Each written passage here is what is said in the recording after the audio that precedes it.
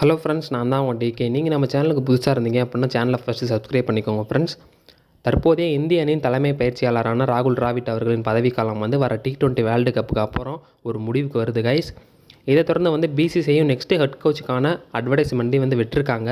ராகுல் டிராவிட் திரும்பவும் விருப்பப்பட்டால் இந்த பதவிக்கு அப்ளை பண்ணலாம் அப்படின்னு பிசிசிஐ ஏற்கனவே சொல்லியிருக்காங்க. ராகுல் டிராவிட் அந்தளவுக்கு இன்ட்ரெஸ்ட்டாக இல்லை அப்படின்ற மாதிரி தான் நிறைய ஆர்டிக்கல் சொல்லியிருக்காங்க.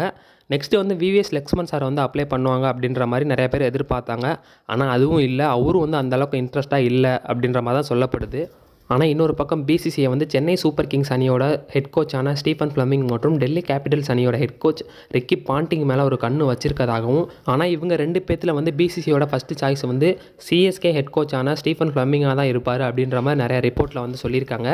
ஆனால் ஸ்டீஃபன் ஃப்ளமிங் இதுக்கு சம்மதிப்பாரா அப்படிங்கிற டவுட் நிறைய பேர்கிட்ட இருக்குது ஃப்ரெண்ட்ஸ். ஏன் அப்படின்னா ஸ்டீஃபன் ஃப்ளமிங் இப்போதைக்கு சிஎஸ்கேக்கு மட்டும் இல்லை, சிஎஸ்கேவோட வெளிநாட்டு ஃப்ரான்ச்சைஸ், அதாவது டெக்சாஸ் சூப்பர் கிங்ஸு, இன்னொரு சைடு ஜோபக் சூப்பர் கிங்ஸு, இந்த எல்லா டீம்ஸ்க்குமே இவர் தான் ஹெட் கோச்சாக இருக்கார். ஆனால் இது எல்லாத்தையும் தாண்டி இந்திய அணிக்கே தலைமை பயிற்சியாளர் அப்படிங்கிற ஒரு பொறுப்பு மிகப்பெரிய ஒரு பொறுப்பு கைஸ், சொல்லியே ஆகணும் கண்டிப்பாக. ஒருவேளை ஸ்டீஃபன் ஃப்ளமிங் சம்மதிச்சார் அப்படின்னா நெக்ஸ்ட்டு அந்த சிஎஸ்கேவோட ஃப்ரான்ச்சைஸ்க்கு யாரை ஹெட் கோச்சாக இருக்கிறதுக்கான வாய்ப்புகள் அதிகமாக இருக்குது அப்படிங்கிற உங்களுடைய மைண்ட் தாட்டை கமெண்ட் செக்ஷனில் கமெண்ட் பண்ணுங்கள். நம்ம வீடியோக்கு ஒரு லைக் கொடுத்துருங்க கைஸ். நம்ம சேனலை சப்ஸ்கிரைப் பண்ணி சப்போர்ட் மட்டும் பண்ணுங்கள் ஃப்ரெண்ட்ஸ்.